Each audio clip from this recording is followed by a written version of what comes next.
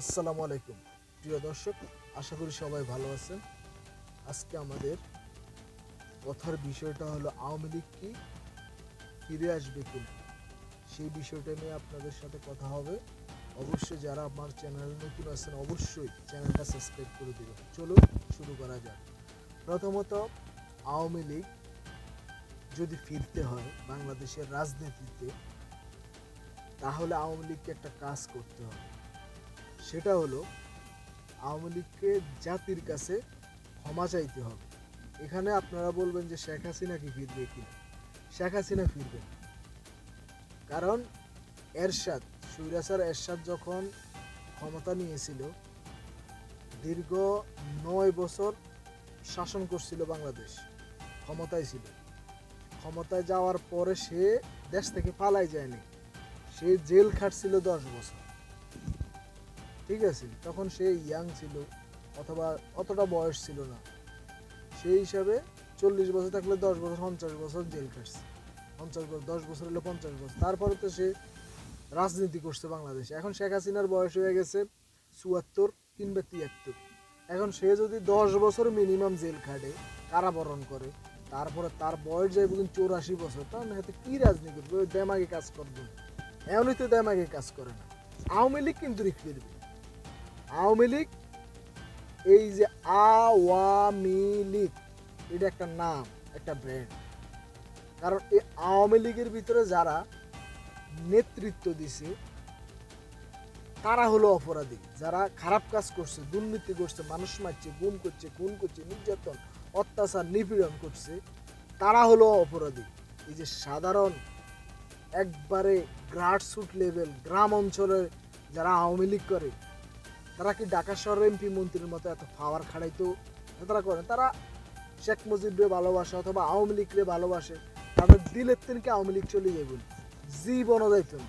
এটা যে তারা মনে করে যে আওয়ামী লীগ শেষ, তারা বোকার স্বর্গে বাস করতে আছে।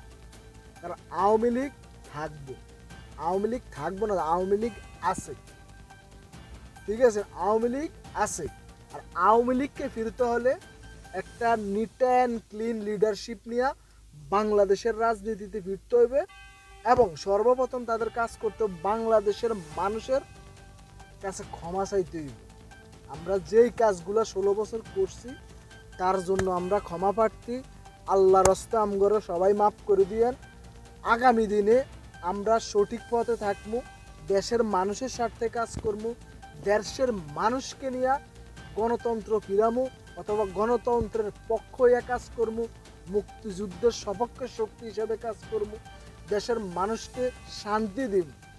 এইসব বলার পরে তারপরে দেশের মানুষের কাছে মাপ চায়া, ক্ষমা চায়া তারা রাজনীতিতে আসতে পারে। যতদিন পর্যন্ত তারা রিয়েলাইজেশন না করব, ততদিন পর্যন্ত মনে রাখবেন বাংলাদেশের রাজনীতিতে আওয়ামী লীগ ফিরবে না। যখনই তারা মাপ চাইব, যখনই তারা তাদের অনুতপ্ত স্বীকার করব, আমরা যা করছি তার জন্য ক্ষমা প্রার্থী, আমরা অনুশোচনা করতেছি, তখনই বাংলাদেশের মানুষের হৃদয়ে একটু স্থান করে নিব। কারণ হইতেছে তারা অনুশোচনা করছে।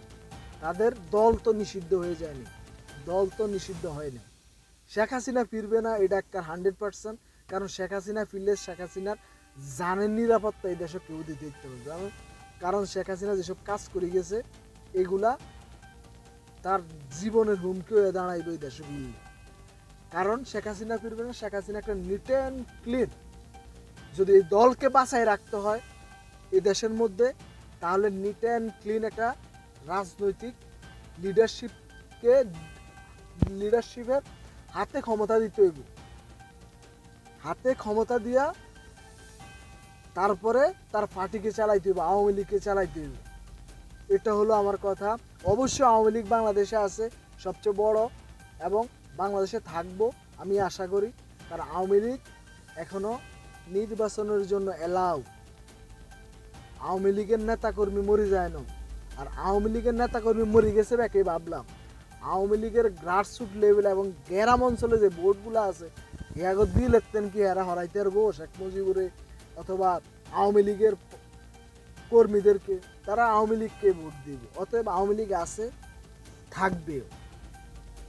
তাহলে আওয়ামী লীগকে করতে হবে, আওয়ামী লীগকে করতে হবে কি, আওয়ামী লীগ এই জাতির কাছে মাপ চায়, তারা নতুন এবং ক্লিন লিডারশিপ নিয়ে বাংলাদেশের রাজনীতি প্রত্যাবর্তন করতে হইব।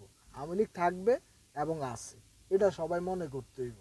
আওয়ামী লীগ যে অপকর্মগুলা করছে জুলাই গণহত্যার সময়, যেভাবে মানুষ মারছে এগুলা, এবং হেফাজত, বিডিআর, বিএনপি সব কিছুতেই সবার কাছে ক্ষমা প্রার্থনা করতে হইব, অনুশোচনা করতে হবে, তাহলে আওয়ামী লীগ ফিরতে পারবো। সবাই ভালো থাকবেন, সুস্থ থাকবেন। আবার কেউ মনে করেন না আওয়ামী লীগের দল, আমি যেটা সত্য সেটাই তুলে ধরছি আপনাদের সামনে। ভালো থাকবেন, সুস্থ থাকবেন, আল্লাহ হাফেজ।